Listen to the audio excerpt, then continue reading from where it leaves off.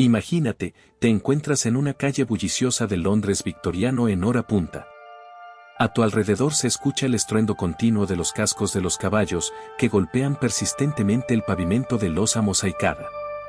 Carrozas que saltan y retumban pasan a toda velocidad con un bramido, mientras los gritos y el tintinear de los látigos se propagan por toda la ciudad, cuando el conductor apurado maniobra con desgana a sus animales de tiro para ganar más velocidad. Pronto, un agudo silbido atraviesa el bullicio, señal de salida del tren que se aleja lentamente de la estación cercana. El aire se llena de humo, que se eleva en nubes y se extiende hacia el cielo. Para los habitantes de la muy importante Reina Victoria de Gran Bretaña, estos ruidos eran la voz de la modernidad, una manifestación de la dinámica de una época en la que el destino de un vasto imperio se dirigía hacia el futuro. Para nosotros, estos sonidos y escenas parecen a la vez familiares y extraños, como un mundo detenido entre el antiguo ritmo de vida dictado por el movimiento de los caballos y la potencia de las máquinas de vapor que rompen el silencio con sus silbidos y ruidos. Comenzando en 1837, cuando la joven Victoria ascendió al trono por primera vez, la era victoriana se convirtió en una época de cambios radicales en las formas de desplazamiento. En aquel entonces, el sistema de transporte británico seguía en manos de los caballos, los carruajes de alquiler dominaban las calles, sus paneles pintados de colores vivos y las yuntas de riendas resonantes eran símbolos de velocidad, comunicación y progreso. Sin embargo, solo unas décadas después, el país atravesó una verdadera revolución, pandillas de fanáticos del ferrocarril conquistaron a millones de personas. Estos cambios no solo transformaron los medios de transporte, sino también el modo de vivir, trabajar y entender el tiempo. La historia de los viajes victorianos es una narración sobre cambios sorprendentes, la necesidad urgente de recorrer kilómetros cada día y la lucha por mayor comodidad, ómnibuses abarrotados, carruajes retumbantes, calesas que crujen, y a su alrededor, el olor constante a estiércol de caballo, que se convirtió en una característica del estilo de vida urbano. Entonces surgió una pregunta: ¿cómo se desplazaban exactamente los habitantes de esa época? ¿Qué se sentía durante los viajes por Inglaterra, un país iluminado por faroles de gas, lleno de ambiciones imperiales y un auge industrial? En esta historia, nos embarcaremos en un fascinante viaje a través de diferentes medios de transporte, en carruajes de 2 plantas, trenes, ómnibuses y cabinas, y también visitaremos las legendarias bicicletas con grandes ruedas delanteras, las Pennyfarthings. Todo ello nos sumergirá en la atmósfera vibrante, a veces peligrosa, a menudo caótica y más frecuentemente emocionante y viva de los viajes victorianos. Comenzaremos con las carreteras abiertas del Early Victorian Era, en su mayoría dominadas por carruajes tirados por caballos, manejados por un cochero elegante y experimentado. Cada carruaje de posta era tirado por 4 potentes caballos, que se cambiaban cada 10 o 15 millas, asegurando la continuidad del movimiento y la frescura de los animales. Para abordar un carruaje de ese tipo, era necesario reservar con anticipación un lugar en una oficina especial, esto constituía una condición previa importante para el viaje. Sin embargo, los principales centros de este sistema de transporte eran hoteles especiales, conocidos como cocheras o, simplemente, hospedajes para los equipos. Estos establecimientos combinaban funciones de hotel, establo y centro de noticias locales y de intercambio de rumores. En estas cocheras, especialmente en las rutas principales, diariamente viajaban entre 15 y 20 equipos, lo que las convertía en centros activos de movimiento y vida social.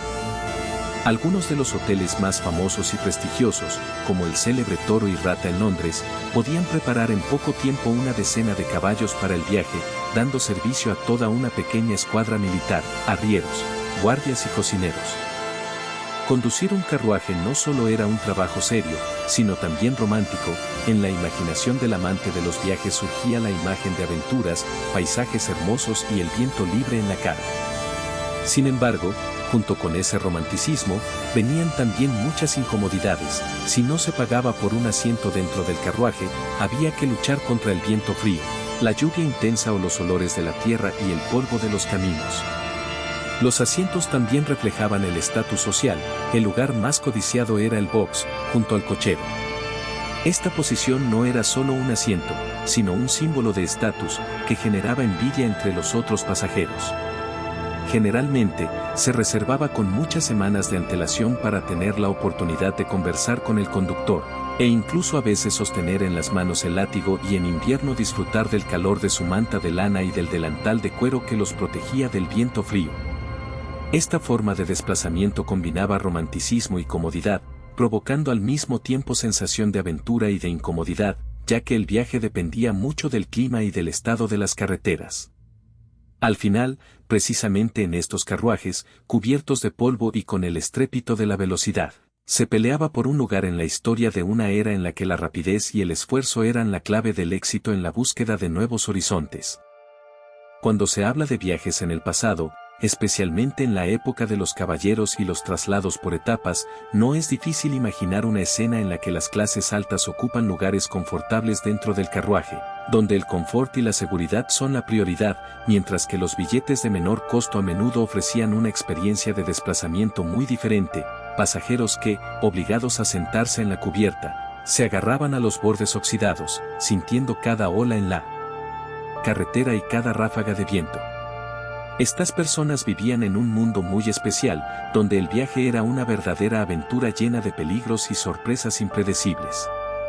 Recordando la opinión del escritor estadounidense Nathaniel Hawthorne, quien una vez, después de un viaje en diligencia en Cambridge, se quejaba de que un carruaje sobrecargado oscilaba tanto que parecía a punto de volcarse y estrellarse contra la pared de piedra, se puede entender cuán fatigosos y peligrosos eran esos viajes.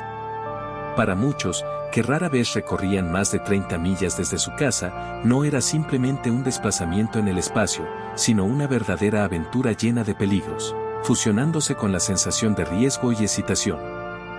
Cuando la tripulación se detenía en un hotel, de inmediato colocaban una escalera en su entrada y ayudaban a los viajeros cansados a bajarse de la azotea, para luego en el patio desplegarse un bullicio frenético. Los porteros, en movimiento rápido, se ocupaban de transportar los baúles y las maletas, y los caballerizos quitaban con cuidado las bridas y colocaban los atalajes en los caballos frescos, que, aullando y resoplando, permanecían en el aire frío. Dentro del hotel, les esperaba el personal dispuesto a recibirlos a ustedes y a sus compañeros de viaje. Los que no pensaban detenerse podían usar una habitación de descanso especialmente destinada, donde podía uno tomar un café caliente y descansar del camino. Y en medio de todo esto existía una clase especial de carruajes, los llamados carruajes de caballeros o cabalgares, que avanzaban a mayor velocidad, eran más delgados y menos pacientes con las demoras. Estos caballos galopaban por la noche, cubriendo largas distancias, y sus acompañantes siempre señalaban con cuernos al acercarse a cada población. En el camino, estos carruajes compartían espacio con sacos llenos de cartas y paquetes, y la comodidad de los pasajeros a menudo quedaba en un segundo plano en comparación con la puntualidad rigurosa exigida por los jinetes de los carruajes reales. Estos veloces caballeros se convirtieron en símbolo de la eficiencia victoriana, encarnando tanto el progreso tecnológico como las penurias de la vida de entonces. No solo enfrentaban largos y agotadores trayectos sin interrupciones, sino que casi no había lujos ni comodidades, y el riesgo de accidentes en caminos oscuros e iluminados escasamente solo agradaba a aquellos que no temían al peligro. Sin embargo, el dominio de los carruajes de posta fue de corta duración. Cuando las vías férreas comenzaron a extenderse por todo el país, la era de los caballos y los carruajes parecía condenada a desaparecer. En 1830, cuando la etapa más rápida no podía alcanzar velocidades mayores a 9 millas por hora, lo que agotaba y fatigaba a los caballos, los ferrocarriles prometieron cambiar todo. Poco más de medio año después de la apertura de la línea Liverpool-Manchester, los trenes comenzaron a transportar pasajeros a 20 millas por hora. Fue un salto asombroso, la velocidad se duplicó, y tal avance impulsó literalmente el curso mismo de la vida. Y no solo se trataba de una cuestión de rapidez en el desplazamiento, los ferrocarriles redujeron drásticamente los costes, haciendo que el transporte de personas y carga fuera mucho más barato, lo que abrió nuevas perspectivas para los obreros comunes, que antes solo soñaban con viajar a lugares lejanos. Sin embargo, no todos aceptaron con entusiasmo esta fiebre de hierro. Los habitantes rurales y los campesinos miraban con recelo el auge de las nuevas tecnologías, temiendo que las chispas de las locomotoras pudieran prender sus campos o cegar a sus ovejas. Los propietarios de tierras protestaron contra la construcción de ferrocarriles atravesando sus terrenos, y pueblos enteros, completamente dependientes del movimiento de los carruajes, observaban con desesperación la desaparición de sus rutas comerciales habituales y la caída de sus negocios. Recordando una de las historias, el periodista John Hollingshead relataba cómo, una vez, en un pueblo, un joven constructor de ferrocarril se involucró en una disputa con los habitantes locales, a quienes casi ahoga en un estanque de agua para detener la construcción de las vías. En aquellos años, nadie sabía cómo afectar el cuerpo humano que se desplazaba a tal velocidad. 15 y 20 millas por hora parecían velocidades extremadamente rápidas en aquel entonces. Como resultado, surgieron temores y rumores alarmantes. Un médico advirtió a los pasajeros que no miraran con demasiado interés la naturaleza que pasaba por las ventanas, temiendo que el estrés visual pudiera dañar la vista o causar problemas en quienes tenían un exceso de sangre en la cabeza. A pesar de todas las protestas y temores, la lucha contra el desarrollo de los ferrocarriles fue en vano.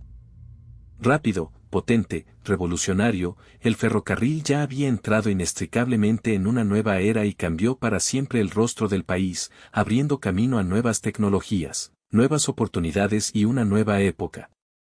Por ejemplo, la primera línea de ferrocarril, que conectaba Liverpool con Manchester, se inauguró en 1830 y en apenas 5 meses más de 100.000 pasajeros la habían recorrido.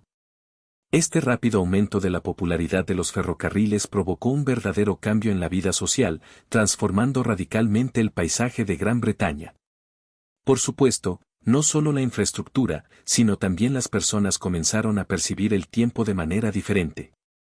En aquella época, los relojes en diferentes ciudades seguían la hora solar local, que dependía de la posición del sol y podía variar bastante. Sin embargo, para el funcionamiento de los trenes, este enfoque dispar era incómodo, ya que se necesitaba un horario preciso. Por ello, para los años 40 del siglo XIX, en Gran Bretaña se estableció la hora estándar unificada, la hora del meridiano de Greenwich, lo que llevó rápidamente al país a una sincronización y precisión únicas. Como resultado, también cambió la actitud hacia la puntualidad. Perder un tren podía significar la pérdida de un día entero de trabajo y muchas molestias. En aquel entonces, la medición exacta del tiempo se convirtió en casi una obsesión nacional. Sin embargo, cabe señalar que la experiencia de viajar en tren variaba considerablemente según el estatus social del pasajero.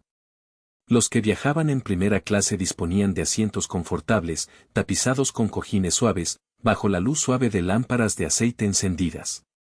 Mientras tanto, los pasajeros de segunda clase tenían que soportar vagones fríos y con corrientes de aire, en los que era difícil mantener el calor. Y los viajeros de tercera clase debían alojarse en simples vagones de madera, abiertos a la lluvia, al humo y a las chispas lanzadas por las hogueras. A pesar de estas condiciones, miles de personas continuaban viajando. Los trenes de excursión masiva, dirigidos a los balnearios o a las grandes ciudades, reunían enormes multitudes, a pesar de las advertencias de la Iglesia sobre los peligros morales de las excursiones dominicales. A finales del siglo, cuando se conocía un horario detallado, como el de Bradshaw, este se convertía en una verdadera guía de bolsillo para cualquier viajero. Estos gruesos libros con numerosas páginas llenas de información sobre conexiones, ferias y rutas se volvían un compañero indispensable para quien se atreviera a hacer traslados entre ciudades. Por la compra del billete se podía pagar adicionalmente 3 peniques por un seguro en caso de imprevistos. Así, en caso de un accidente trágico, tus herederos recibirían una compensación de 1.000 libras esterlinas, una suma bastante considerable para la época. En cuanto al equipaje, la situación era más complicada. Hasta que pagara 6 peniques por su reserva anticipada, la responsabilidad por la conservación de la carga recaía totalmente en ti, y cualquier maleta que pesara más de 100 libras estaba sujeta a un cargo adicional de 1 penique por cada libra extra. Por eso, lo más sensato era llevar solo un pequeño saco de alfombra, asegurado con una etiqueta de cuero o pergamino, ya que las etiquetas de papel se perdían fácilmente en movimiento. En los primeros años, cuando aún no existían vagones diseñados específicamente para el equipaje, y los conductores se colocaban en el techo de los trenes. Este conductor, cuyo nombre ha quedado desde los tiempos de las diligencias con caballos, no solo cumplía funciones de acompañante, sino también era responsable del funcionamiento y la seguridad del tren. Gradualmente, tanto el equipaje como la plataforma donde se almacenaba se trasladaron al interior de los vagones y el equipaje comenzó a guardarse dentro o en compartimentos especiales a los lados. En cuanto a la reserva de asiento, en los primeros clases se asignaban asientos numerados que se podían reservar previamente junto con el billete. En los vagones de menor categoría no existía esa opción, por lo que primero había que ocuparse de un asiento en cuanto llegara a la estación, para evitar peleas por un lugar libre. Una práctica popular en ese entonces era comprar un periódico en una de las kioscos ubicados en la plataforma, ya que estos locales surgieron por primera vez en 1848 en Houston. Eso sí, no olvides comprar también una navaja plegable para el papel, ya que en ese tiempo los periódicos y revistas se vendían sin abrir, no estaban cortados por las líneas, y se podían rasgar y dispersar hasta los años 70 del siglo XIX. En la plataforma, la única señal para apresurarse era el brillante tintinear de las campanas del teléfono, que indicaba que era hora de ocupar el lugar y sentarse. La elección del lugar correcto era importante, porque hasta finales del siglo XIX existía una necesidad urgente de señales para el conductor en caso de emergencia. Entonces no había botones ni otros medios de aviso que permitieran eliminar el peligro. Solo apareció a finales del siglo, y a principios del siglo XX ya existían vagones con pasillos, retretes y la posibilidad de desplazarse libremente entre compartimentos separados, lo que facilitó mucho los viajes y aumentó el nivel de confort. Los vagones aislados en los ferrocarriles del siglo XIX provocaron un considerable peligro. En 1664, el prestigioso banquero Thomas Briggs fue víctima de un crimen, fue asaltado y asesinado dentro de su vagón personal. Este incidente fue el primer caso similar registrado en los ferrocarriles ingleses y provocó un amplio debate sobre la seguridad y la protección de los pasajeros. Posteriormente, el delincuente, Franz Müller, fue capturado y ejecutado, lo que se interpretó como un ejemplo de la estricta justicia ante delitos graves. Sin embargo, la misma idea de una sección aislada y reservada del tren atrajo no solo a delincuentes, sino que también generaba otros problemas. Por ejemplo, tener un vagón separado hacía que su propietario fuera un blanco fácil para chantajistas que podían acusarlo sin pruebas. Por ello, a los viajeros se les aconsejaba evitar viajar en cabinas románticas o de negocios solitarias, ya que esas situaciones aumentaban el riesgo de enfrentarse a distintas dificultades. Aunque afortunadamente la mayoría de los viajes transcurrían con relativa seguridad, no estaban exentos de accidentes. Con frecuencia, las lesiones las sufrían quienes, sin precaución, intentaban bajar o subir a un tren en movimiento, sin atender al peligro. En la estación de destino, el viaje terminaba, por lo general, en un encuentro, numerosos porteros estaban allí listos para ayudar con las maletas y bolsas. Las reglas oficiales prohibían aceptar propinas por su ayuda, pero en la práctica era costumbre dejar una pequeña recompensa para mostrar agradecimiento por el servicio. Así lo relató una de sus contemporáneas, Lillian Campbell Davidson. Estas personas ganaban muy poco, trabajaban muchas horas y siempre se enfrentaban a la grosería de los pasajeros, pero en su comportamiento casi siempre se notaba cortesía, atención y disposición a ayudar.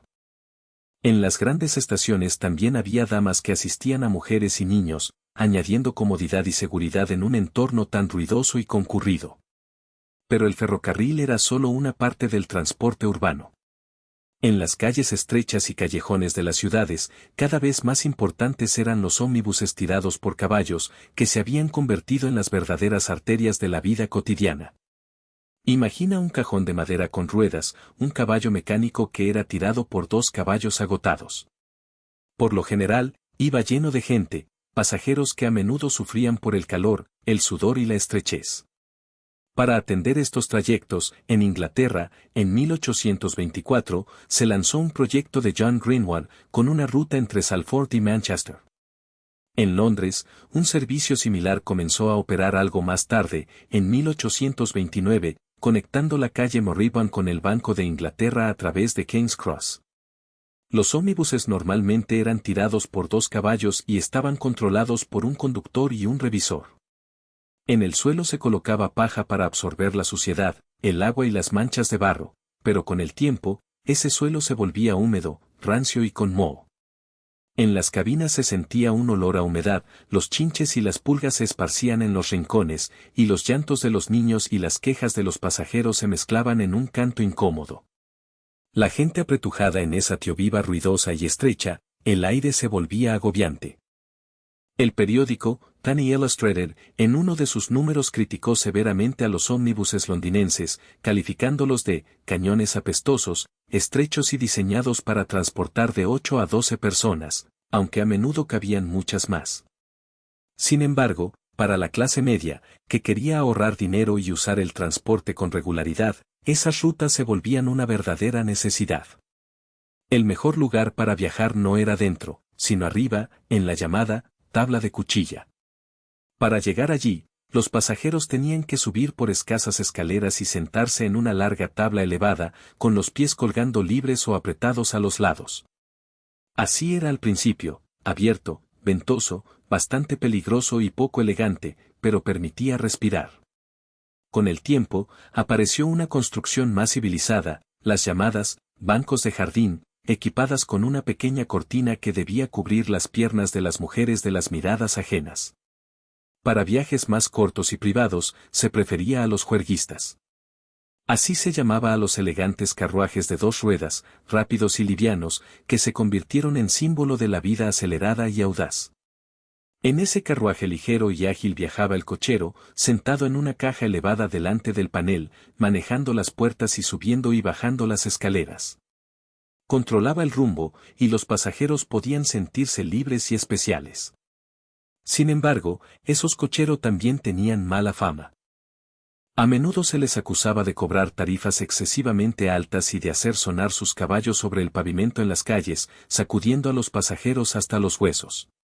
Muchos señalaban que dentro de sus carruajes soplaba viento, entraba suciedad y polvo, y los asientos parecían llenos de fragmentos de piedra rota. Pero, a pesar de estos inconvenientes, con el tiempo, estos carruajes se convirtieron en símbolo del Londres victoriano, formando parte de su imagen, reconocible y querido. Para las clases pobres, las posibilidades de desplazamiento siempre fueron bastante limitadas y escasas. La mayoría de las personas caminaba, ya que las calles y callejones de las ciudades estaban llenos de personas apuradas, hombres y mujeres que debían recorrer kilómetros diariamente, muchas veces por tierra embarrada, cubierta de hollín, o en niebla húmeda y fría. Pasear a pie era el principal y único medio de desplazamiento para la mayoría, hasta que surgieron los primeros medios de transporte público que hicieron los viajes más fáciles y rápidos. Sin embargo, el verdadero avance revolucionario fue la introducción a finales del siglo XVIII, a partir de 1760, de los primeros tranvías de caballos que comenzaron a recorrer la ciudad de Birkenhead. Este paso supuso el primer cambio constructivo y en movimiento importante que permitió a la clase trabajadora acceder a un medio de transporte más asequible y cómodo para desplazarse por la ciudad, liberándolos de la necesidad de largas y agotadoras caminatas. Cuando en la década de 1890 los volúmenes y capacidades del transporte público comenzaron a expandirse significativamente, en las calles de la ciudad empezaron a aparecer cada vez más tranvías eléctricos. Estos modernos medios de transporte demostraron claramente el siguiente paso importante en el desarrollo del sistema de transporte urbano, ofreciendo una forma de desplazamiento más rápida, confortable y eficiente dentro de los límites de la ciudad. Mientras en tierra las personas utilizaban medios de transporte terrestres, los ríos y mares abrían nuevas perspectivas. Los vapores de pasajeros con propulsión a palas o a vapor, conocidos como góndolas de vapor, navegaban en las áreas costeras, llevando a turistas y vacacionistas a los famosos balnearios situados junto a la orilla del mar. Gracias a estos barcos de vapor, el descanso en el mar se volvió accesible para las familias comunes, y los paseos en barcos por el mar y estrechos estuarios se convirtieron en un entretenimiento popular en la era victoriana, simbolizando elementos de lujo y placer de vivir. Sin embargo, no todos recibían con entusiasmo estos entretenimientos, los críticos solían acusarlos de producir excesivo ruido, comportamientos inapropiados y de desencadenar broncas ruidosas durante estos paseos. No menos importantes en la movilidad eran los ferries que cruzaban ríos y estrechos, donde en el siglo XIX su velocidad y fiabilidad aumentaron considerablemente. Los ferries de vapor con propulsión a palas o a hélice comenzaron a reemplazar las embarcaciones de vela obsoletas, navegando por los principales ríos y rutas marítimas, transportando trabajadores, comerciantes y turistas. Estos ferries permitieron que los cruces largos y agotadores se integraran en la rutina diaria, reduciendo significativamente el tiempo de tránsito entre las aguas, transformando estos recorridos desde eventos raros y complejos en elementos rutinarios y cotidianos del paisaje urbano o costero.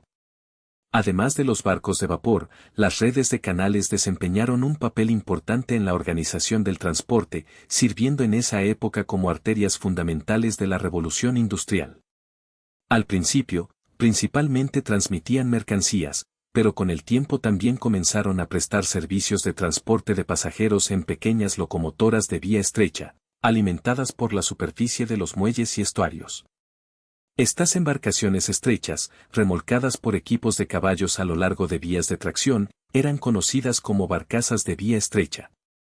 Los viajes por los canales eran lentos, pero bastante económicos, lo que los hacía atractivos para los habitantes sencillos, especialmente en regiones donde el desarrollo de ferrocarriles aún no había alcanzado gran escala.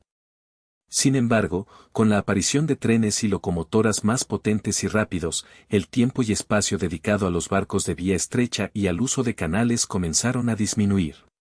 Los ferrocarriles, especialmente los trenes de alta velocidad, hicieron que los viajes largos fueran mucho más rápidos y cómodos, y el uso de ferrocarriles de vía estrecha y canales comenzó a perder su relevancia. Cuando llegó la necesidad de realizar desplazamientos más prolongados a grandes distancias, los habitantes de la época victoriana recurrieron al mar. A finales del siglo XIX, los transatlánticos de vapor se convirtieron en los medios de transporte más rápidos y modernos para cruzar océanos y mares. Reducían notablemente el tiempo de viaje marítimo, transformándolo de semanas que requerían embarcaciones a vela a unos pocos días gracias a los motores de vapor. Uno de los que compartía sus impresiones describía la experiencia de viajar en el mar como si estuviera en una ciudad flotante, donde los horizontes se perdían en una nube de humo y la lontananza marina parecía infinita. Estos barcos inspiraban tanto asombro como temor, ya que simbolizaban el progreso tecnológico y la valentía humana en la conquista de los océanos. En cuanto a los ferrocarriles subterráneos, fue precisamente en medio del siglo XIX, en el año 1633, cuando apareció la primera línea de metro en Londres, el Tube. Muchos imaginan que las construcciones para crear estos túneles se realizaban mediante perforación subterránea, pero en realidad se usaba un método especial conocido como el método de corte y relleno. Consistía en excavar una zanja larga a lo largo de la calle. Luego en la parte inferior se construía la línea ferroviaria y se cubría con una bóveda arqueada, tras lo cual se rellenaba de nuevo y en la superficie se restauraba la vía.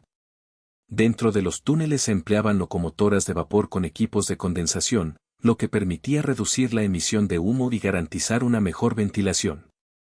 A pesar de los esfuerzos de los ingenieros, a veces la presencia de humo y la mala ventilación provocaban descontento y tenían que ser objeto de investigaciones oficiales, pero la idea misma de un sistema ferroviario subterráneo se convirtió en una solución importante para combatir los embotellamientos en las calles. A finales del siglo XIX surgieron nuevas máquinas más avanzadas, las líneas de ferrocarril urbano, las primeras en el mundo en tener túneles profundos con trenes eléctricos, llamadas cámaras depurada por sus pequeños vagones, y también apareció la famosa tubería de doble sentido, de doble tubo, que rápidamente se convirtió en un símbolo de un sistema de transporte urbano barato y rápido. Juntas, estas innovaciones llevaron definitivamente a gran parte de la comunidad urbana a abandonar los trenes de vapor por los tranvías eléctricos y transformaron radicalmente los viajes subterráneos, ofreciendo a los habitantes de la ciudad nuevas posibilidades de desplazamiento. Sin embargo, quizás el testimonio más vibrante del espíritu de libertad y progreso técnico de la época victoriana fue la invención de la bicicleta en aquellos años. Este vehículo de transporte, adorable y al mismo tiempo peligroso, con una enorme rueda delantera conocida como penny farthing, era a la vez un prodigio de la ingeniería y un reto para quienes debían mantener el equilibrio y mostrar valentía. La bicicleta se convirtió no solo en un medio de transporte, sino en un símbolo de independencia, libertad personal y progreso, en una época en la que la era victoriana con los brazos abiertos abría nuevas fronteras para la movilidad mundial. En aquellos tiempos, los paseos en bicicleta eran peligrosos, los ciclistas arriesgaban lesiones graves o incluso perder la salud si caían de los manillares o chocaban contra obstáculos. Sin embargo, a pesar de todos los peligros, muchos entusiastas aceptaban con entusiasmo este riesgo, porque la sensación de velocidad y libertad era mucho más importante. Al mismo tiempo, a finales del siglo XIX, apareció una bicicleta más práctica, conocida como la segura. Estaba equipada con transmisión por cadena y ruedas de diámetro igual, lo que aumentaba considerablemente la comodidad y seguridad del paseo. Estos modelos, a menudo asequibles incluso en segunda mano, abrieron nuevas oportunidades para las masas, empleados, alumnas, condesas, vendedoras, todos aquellos que antes, limitados en movilidad, ahora podían lograr independencia y libertad para desplazarse por la ciudad. Era especialmente importante que las mujeres, tras aprender a montar en bicicleta, tuvieron la oportunidad de salir de los límites habituales y las reglas obsoletas. Esta herramienta, tanto oratoria como prácticamente revolucionaria, se convirtió en un símbolo no solo de libertad física, sino también de la ampliación de las posibilidades de autorrealización. Como resultado, en los corazones de muchos surgió la imagen de una mujer nueva, independiente, que, sentada en su bicicleta, podía desplazarse libremente sin necesidad de acompañamiento constante ni supervisión estricta. Uno de los escritores más conocidos subrayó varias veces que precisamente este medio de transporte hizo la mayor contribución a la emancipación de las mujeres, transformando las ideas preconcebidas sobre el papel de la mujer en la sociedad. Toda la era del siglo XIX fue testigo de cómo la bicicleta se convirtió en un símbolo poderoso de libertad personal y de un nuevo nivel de estatus social. Paralelamente, con el desarrollo de las bicicletas comenzaron a aparecer los primeros medios de transporte motorizados. Contrario a la tranquilidad habitual, al principio, los motores eran novedades ruidosas y rimbombantes, limitadas por leyes que establecían que los vehículos no podían superar una velocidad de 4 km por hora. En aquellos tiempos, a menudo eran acompañados por personas con banderas de advertencia de colores brillantes, como banderas rojas, para atraer la atención y advertir a otros participantes en la circulación. Sin embargo, ya en 1896, cuando estas restricciones fueron eliminadas, en las calles apareció una columna de 33 automóviles que emprendieron un épico viaje desde Londres hasta Brighton.